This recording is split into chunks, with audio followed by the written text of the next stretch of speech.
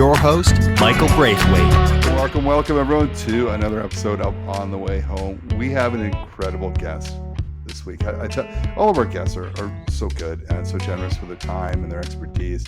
Some of my favorite guests are lived experts, and today's guest is just the experience and just sharing his story. It's so powerful and such a wonderful human being. Before we get to our guests, I should tell you, this podcast is brought to you by the good folks at Blue Door. Yes, that's my organization. Blue Door is an organization in the northern part of the GTA, the Greater Toronto Area, that serves York, Durham, and Peel. We do all sorts of things around supporting our most vulnerable, making sure they have the right type of housing for them. So we offer a variety of types of housing with support that is deeply affordable. We have a pre-apprenticeship employment program that gets people into apprenticeship jobs in the trades that we desperately need to build the housing we need, but also lifts them out of poverty, pays them a living wage, and gives them purpose. And we wrap some health supports around people so they can stay healthy and keep housing and moving through their journey. And we do that with a variety of different incredible partners throughout the region. If you want to find out more, go to bluedoor.ca. I encourage you to watch our show or listen to our show each week. It's everywhere where you find podcasts. But if you want to watch the video, which I love to do, check us out on YouTube. Now, we've been doing this for over 5 years. We started as Out of the Blue and then changed the name a couple of years back to On the Way Home. Over 250 guests, many repeat guests, really, so probably a little lower than that. But man, the stories never stop. The expertise, the sharing, that's what we do in this sector. It's incredible. So today's guest is Guy Felicella. Incredible. He went from his story, he goes from addiction to advocacy. Man, what a story. So Guy died 6 times, was brought back, had different infections from drug use and sleeping on the streets and life on the streets and in prison, where he had to learn how to walk again. We have an incredible conversation about his journey and his courage to share that. So, and he talks about the sense of community he had on the east side, lower east side of Vancouver. And even though it wasn't maybe people supporting him in his road to recovery, it was a community nonetheless, where you were suffering together and you supported each other. So we talk a little bit about that. We talk about how, understanding encampments and how there's a sense of community there, that people really want that sense of belonging to community, and they'll go to where it is at.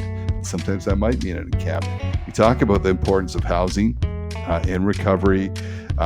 So the he leaves with us too is that, if we want to change things, we have to change treatment, really. If people are going to go in to get help, we have to make it a little more helpful. So if they go in to treatment and come out and they don't have housing, they've lost their job, etc., it has to be really that kind of full circle treatment where we wrap all those services around them, or it's not going to work. We touch on what's happening in Ontario with the closing of some safe injection sites, why Guy doesn't think that is a good idea at all, that it really shouldn't be one or the other, treatment versus safe injection, or safe usage sites. And we talk about what life looks like now for Guy, since he's had over 12 years of sobriety, and much more. It's a wonderful conversation, and he's going to be at the Canadian Alliance and Homelessness Conference in I think that is the end of October. So it's exciting stuff. A wonderful speaker. You'll see him all over if you Google him up, you'll find him doing TED Talks, on news channels, because he's just a warm and real and authentic person. I hope you enjoy this conversation. Guy's getting up at 7 a.m. in the morning to do this podcast because he really cares. Guy, thanks so much for joining us this week. No, thanks for having me, Michael. We asked the same question to everyone, but I'm really interested in your answer, only because, I don't know, I think to our lived experts that come on the show, that people have lived experience, home means something even different to them. And the question is, what does home mean to you? Well, in this, like, safety, I think that's a big piece for me. It's like, a place to, be yourself, be around people who love you, but really That's the safety aspect of having a home. It's security, and it means so much more. But without that, I can remember for a long time it was extremely challenging. Yes, yes, and that's what we want to hear about. You have an incredible story that you've had such courage to share. And listeners, listen, if you want to find out beyond this podcast, and we'll talk about this later, Guy, like he's everywhere, TED Talks, CBC, everywhere.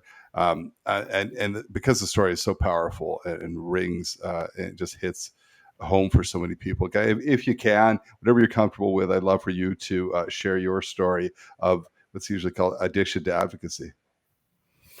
Yeah, I mean, I had a challenging upbringing. A lot of dysfunctionalism in the household. Let's just say, alcoholism, domestic violence, and verbal abuse, which really kind of forms a young person's mind at a young age. To develop my anxiety, depression, and self-hatred towards myself. I really had a hard time struggling and or gaining any traction. I'd always seem to, being distracting myself from sadness more than I was happy. And so, I found substances at a very young age, and then that quickly lead into, gangs and then other things and other factors that came throughout my youth. Being incarcerated, being in ward of the court, being through the foster care system. So, and then really, throughout my youth and my adult life was, in and out of homelessness, never really had any housing security, or I was always being moved if I was in a group home. So I just, found the streets to be more of a safety for me, in the sense that I was connected at least to something. And even though, need, and I find that human connection is something that always connects us all, whether it's good or bad. But if you don't find it in the good places, then you'll look for it in the places that are negatively can impact your life. And so fell into the downtown east side of Vancouver, and really the drugs just got harder and faster, and just struggled for decades, being, in and out of homelessness, in and out of prison, survived the HIV/AIDS crisis in the downtown east side of Vancouver, where 1 in 4 people had contracted HIV/AIDS, survived the overdose crisis in the 90s, really survived 5 osteomyelitis bone infections, 4 in my left leg, 1 in my back, where I had to relearn how to walk again, and then survived 6 overdoses in 2012 and 2013, where it kind of really just kind of, really trying to figure out why I keep struggling my whole life. And it really kind of, having a good doctor at that time, which was Gabor Mate in the downtown east side, was my doctor for many years. And he kind of really put me on point that there was other factors, that the drugs weren't my biggest problems. And once I'd started to discover, trauma, childhood trauma, and undiagnosed learning disabilities, it really kind of put the pieces together of who Guy is. And I think all of us have a puzzle if we're trying to figure out who we are. Once we understand, how we've learned or why we do the things we do, and that, having a ADHD or depression or anxiety doesn't mean there's anything wrong with you. You just have to learn how to manage it in a way that can move you forward. And so once I had some tools, it became easier to treat the addiction. And I got off substances, and it's almost been, 12 years. And really, but I think the biggest thing out of all of that was having some security of having a home as well. Oh, for sure. And you mentioned, having the tools there to do it. What were the driving factors? Touch on some of them, that really, because I think sometimes people want to force people. We've heard this in Ontario, like forced treatment, in out in BC as well. There's a big debate about forced treatment. But what were the driving factors for you I know you did die 6 times, right? And brought back all these things you talked about. But at one point, something clicked that you said, I got to get out. Like, I gotta stop. Yeah, I think, throughout my journey, it clicked at different moments. Like I was always trying to get sober, right? Like, Yeah, but yeah. it's not easy. Like people Ooh. just think it's like, yeah, yeah, go in this door and you'll be fine. And no, like I tried to get sober I was trying to get sober for like 31 years. And, when you actually put that into context, it's like, well, that takes a long time to figure things out. Sometimes you have 2 weeks, 9 months, 6 months, 3 months. You can you go to a certain point, but when you don't understand what's going on underneath, people assume just get off the drugs, your life will get better. And sure, I guess things got better in the sense that maybe I had a place to stay or a bed to sleep in and a couple people around me. But what didn't get better was how I viewed myself as a person. And so it wasn't until that I understood my learning disabilities, and the trauma that I'd gone through. Trauma is a really interesting thing too, as Mm. well. Is you'll actually deny it even exists because it's too painful to even look at. So you just keep numbing yourself, but nothing's changing. And I go back to all the people throughout the journey that came in for 1 day, 1 hour, 1 moment, 1 week, 10 years that were trying to help me, that helped me get forward to where I am today. So it was people that just cared. And that last overdose, which was February 18th, 2013, when I woke up at the supervised consumption site. I mean, the nurse describes it as I was gone for about 8 minutes, that I wasn't Wow. responding. My oxygen levels were gone. They were very concerned, but when I woke up, everybody was visibly emotional, and I responded just like, "Why are you guys crying?" They said, "Because I care." And I just burst into tears, man. It was a moment of connection and humanity that really, I knew then. I mean, that was the sixth overdose, and I just knew that I was either going to die in my addiction or I was going to, die trying to get out. And so the journey began again. And to your point with, the talk about involuntary forced treatment, you know, it, it's just voluntary is not highly successful. So creating involuntary would make it even worse, in the sense as well as that, here I am. I always say this: what happens after? So if there's no homes, no housing security, no employment, no other social determinants of health addressed, then we're sending people into treatment and then sending them back to the same environment that they're trying to break free from. It just doesn't work. Yeah, it's so interesting that you say that, right? With you spoke before about community too, and interesting too when people talk about encampments um, and understanding, like why would people stay in encampments, whatever. And I think you spoke to the sense of community, right? Like, so you could find a community, and many do, in an encampment. And for you, am I correct in saying, as you're explaining, like you found your sense of community on the downtown east side, right? Yeah, 100%. And I mean, even though we're not healing or getting better, we're all struggling. There's something comforting in knowing that other people are struggling when you're struggling too, right? I wish we could have just better resources that really connected us as people to actually do something, a little bit, maybe a program where you could go in, get a stipend, and learn something in the sense of positivity, life skills, because you're just kind of teaching yourself on the fly when you're on the street. And it's really about survival more than anything. You're connected to the survival aspects of things, which doesn't help people thrive. It means that you have a daily routine that you have to go through in order to understand, hey, I can't be, whether it's in withdrawal or I have to navigate my shelter today. All these factors are really survival. So we're not actually providing people to thrive. We're Our policies keep them to survive, and that's the hardest part to break free from. I have to talk about we got to get past good enough, right? Like I think we sometimes we stop at good enough. We throw a mat on the floor and feed someone. I'm like, done, job done, all right. Pat ourselves on the back, right? Like, is that good enough for anyone you love? Probably not. So then it's not good enough for anyone, right? So we've got to get past just doing good enough and just surviving, as you said, in trying to get to that thriving. It's funny when you talk about like forcing people. I remember I have a friend who's been in recovery for about 10 years, and when he was married, his wife would call me and say, "We've got to do an intervention. We got to tell him. We got to tell him." And I used to say, "Until he wants it, right? There's no, you can't. I'll be there for him, 100%.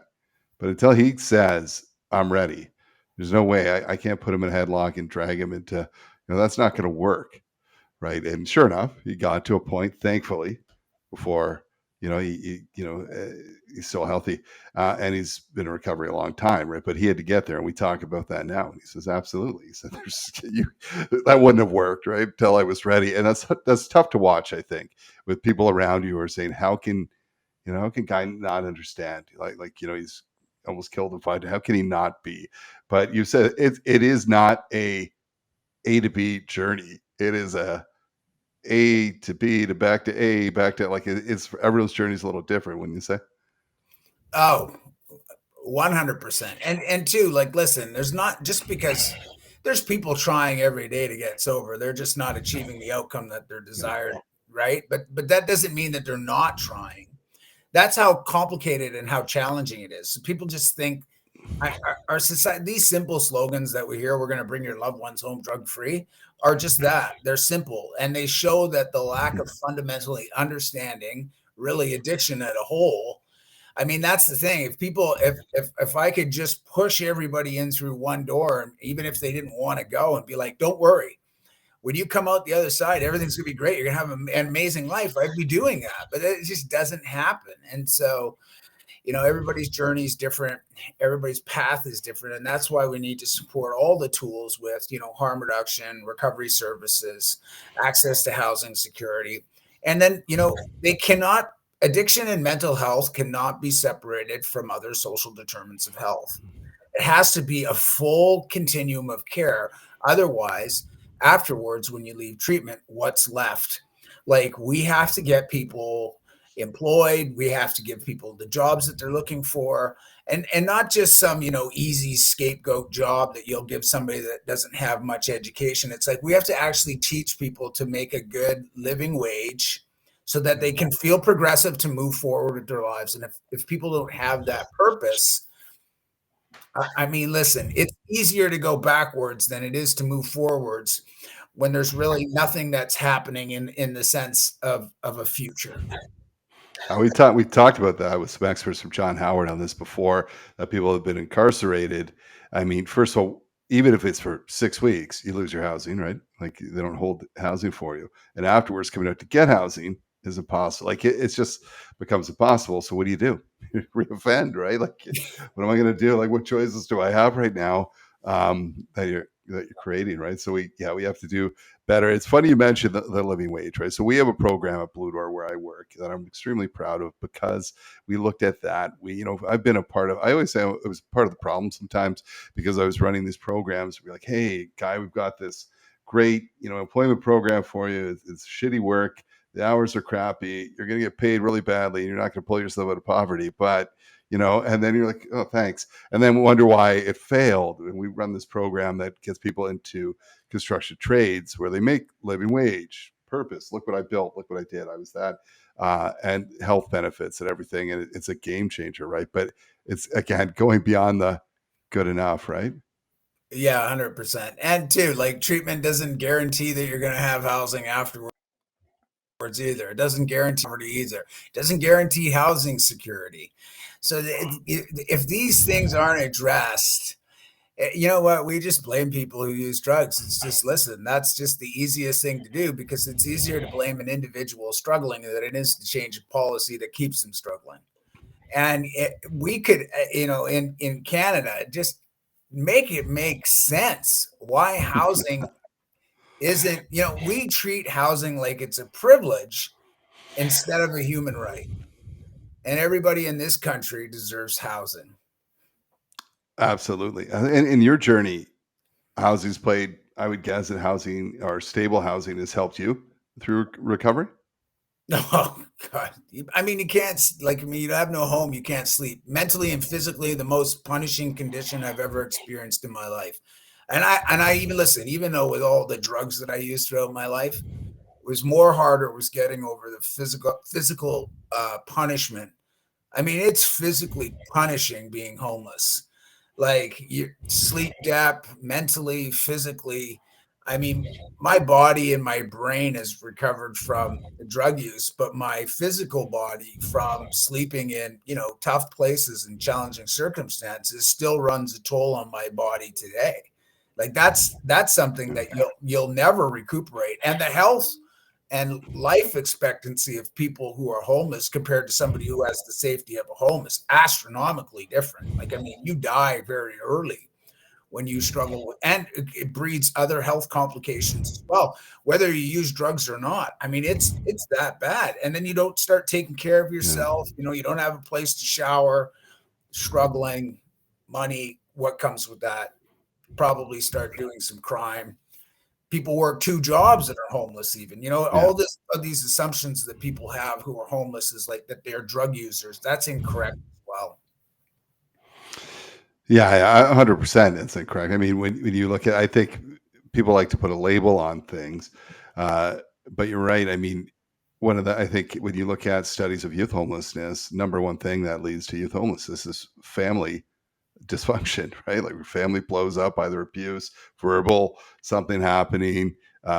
Sometimes in some cultures, it's culture clash, arranged marriages, different things, trafficking. Like there's so many things that lead to, and sometimes, and I often say, we did this event where it wasn't where we would give executives like, here's $2 in the middle of winter and a bus ticket and find your way around tonight.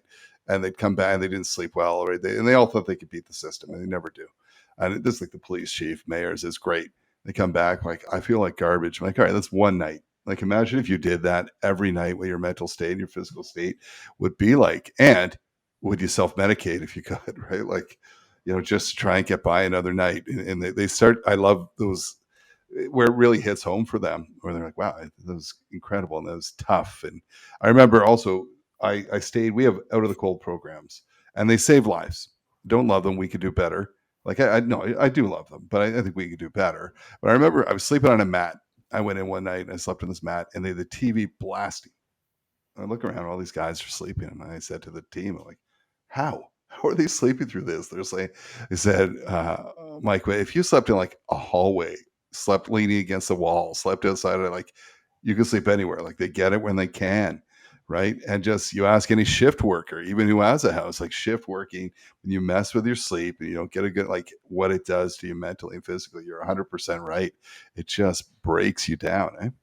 Oh yeah. Yeah, that's the punishing condition of it. I mean, it's very hard to function, very hard to get things done, very hard to see out even side of that.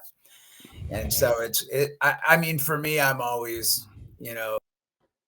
stability is very important for people. And then if people got a home, they could move forward in addressing other underlying issues that they're struggling with.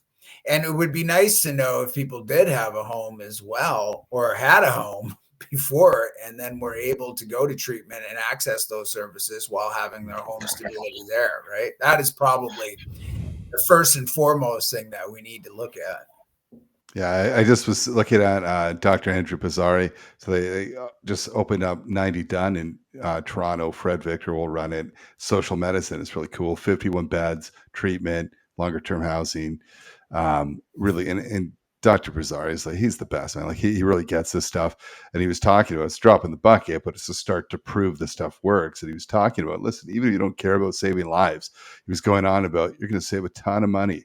He said these like a emergency bed is like thousands of dollars each year. Emergency shelters, incarceration, all that kind of stuff costs a heck of a lot more than a treatment bed with housing.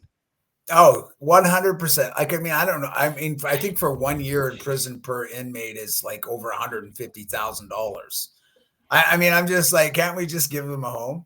Yeah. Like, Well, yeah, the fact like there's other countries that have done work around that where they do some kind of, they look at the crime and say, okay, well, if we did housing with supports, it did this, and the outcomes are so different, right?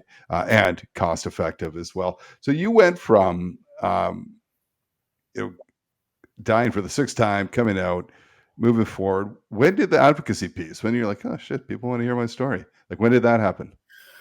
Well, I mean, I was, I think obviously when I met my wife, I shared a lot, little pieces of my story here and there with some people, and people were just like, like, wow, like, how are you alive? And I just, yeah, I, glad to be here. And so it started just sharing little bits of it, and then realizing as well is that there wasn't too many people at that time, like, really, because recovery always talks about anonymity and don't tell people you're in recovery. And I was kind of like, well, why wouldn't I want to tell people that there is that you can get out if you're struggling? And so I thought to myself, well, you know what, like, I'm going to share my story with people in the hopes that it inspires them that there is hope, and that, and for younger generations as well, not to go down the same path as I once did. And so it started in 2013, and it just started to, build from there. And then I was approached by, TEDx events as well, and to come and share there. And so, yeah, really, I really just felt that there wasn't too many. There's a lot more people now voicing that they're in recovery, which is good. And so for me, it was just about allowing people to know that, hey, listen, like, no matter how far you fall, there we can still there's still people that care about you. And I don't have an outcome in people's lives. I just, I don't judge people. I understand, you know, and people often say that to me. It's like, after hearing your story, I just could tell you mine. And it's really good because they start to open up and talk about their feelings, which is really kind of the whole connection piece, that it's like, hey man, we're not alone. And even teachers at high schools, they say, I have the kids all year. You come in, do one talk, and they line up to talk to you. And for me to get them into my office, and I said, yeah, because I'm just relatable, and I think you are in different aspects, but relatable in the experience of what the struggles that they're going through now is that I've probably already been through that. So to them, it's asking for advice and what did you do, and it's pretty powerful. I'm extremely humbled by it. Very cool. Well, yeah, and you've made such an impact. It's funny you say that. I mean, I think you have kids as well. We could tell our kids stuff, and then someone else tells them the same thing. It just hits differently. You're right. Like, it's relatable. It's where they're like, "Wow, this guy's My, being raw and honest, and really putting it out there." my wife So, says that to me all the time. yeah, yeah, same, right? Where she's like, "I told you that 3 times, and No, you someone else didn't. told you," and you're like, "Oh, did you?" Yeah, you didn't say it exactly like Yeah, that. yeah, yeah. Yeah. It's just different. That's all. Selective hearing. Um, what does life look like now? Kind of like, wait, you're 12 years in recovery. What does life look like now? How do you feel? How are you doing? It's a gift, man. I'm very grateful for, the life that I live today. I mean, the people that my job and my family, kids. I mean, just the life that I have is so much easier. I'm in a, good place to go to trauma therapy, and we'll be continuing to do that for, for the future years. I just try to do my part in the world, and I enjoy what I do. And I'm glad that I'm still able to, go and help others that are in the same position I once was, which is really kind of the full circle moment for me. And I was just I mean, I was just in St. John's, Newfoundland, speaking in the penitentiaries there, which, I mean, to me, that was a full circle moment. And met a lot of people in the community, talk about prison reform, talk about homelessness, housing, harm reduction, recovery. And so, I'm living out my best life now. And, just really grateful for all the support from people over the years and who continue to support me today. It's been, it's pretty cool. That's amazing and well deserved. And you give back. You've changed so many lives through just sharing your story. I want to talk about Ontario just for a minute. Recently, the Ontario government, there's been a pushback against safe injection sites, saying too close to parks, etc. So they're closing down a number of safe injection sites, which, if you look at the data, have saved thousands of lives, right? And they're pushing more for these hard hubs, which are treatment focused. I don't think anyone will argue that treatment's a bad thing. My thoughts generally are, why can't you do both? I mean, I think both, whatever works, you have to have a variety of options. What are your thoughts around that treatment versus, shutting down some of those safe injection sites? Yeah, I've been saying this for the last decade, and the division between harm reduction and recovery is just not helping or inspiring any person that's struggling. And so you can't, yeah, treatment's great, but also too, you have to understand addiction is a chronic relapsing condition. And without those harm reduction safety nets underneath it, we're just essentially going to send people into treatment. And when they relapse again without those services there, they'll die alone. And so for me, I cannot support that. And also, too, what Ontario or any government that's closing these facilities isn't saying, this is what they're not telling you. They're telling you all these things, that we're closing them for public safety reasons, for crime, because of this and because of that. But the reality is in closing these facilities, you're going to have more public consumption. You're going to have more people dying of overdoses in the public. You're going to have more brain injuries. You're going to have more public safety issues, more stress on our healthcare system, and an astronomical amount of taxpayer-funded dollars going into reducing the harms caused by the complications that we're going to put on our healthcare system. So it's an absolute scapegoat, and this targeting of harm reduction being something that enables people to continue in their addictions or use drugs is absolutely absurd. Because if we took away hospitals, would people get sick still? Yeah, of course it would. So taking away harm reduction doesn't stop people from using drugs. It just means people will use those drugs alone, and we won't be able to get them to have health or homes or a good life in the future. So it's good to have recovery and treatment. I'm a supporter of both, but not at the expense of each other. We need to scale up both equally to save lives. Yeah, well said. I just think we're such an either or society, where it's like, it's not one or the other. It's both, and you need both to be successful. So what do you think has to happen down the line? If we're looking a few years down the line, what are your hopes, and what do you think has to happen for us to make greater strides around recovery? Well, again, I mean, we definitely need quicker access to getting those recovery services, detox services, and treatment services. But we also need to really kind of put the focus on what happens after treatment. And why would anybody? You got to make treatment, look presentable to somebody. Why is somebody going to leave what they're doing, even though they're struggling in it? They understand they're familiar with their struggles. They know how to get by. But why would anybody leave to go into treatment to only go back to what they're already doing? It make it make sense, people. And so telling people that you're going to go to treatment and have this wonderful life is so false. We really have to make sure that people know at the end of it, hey, listen, you ain't going back.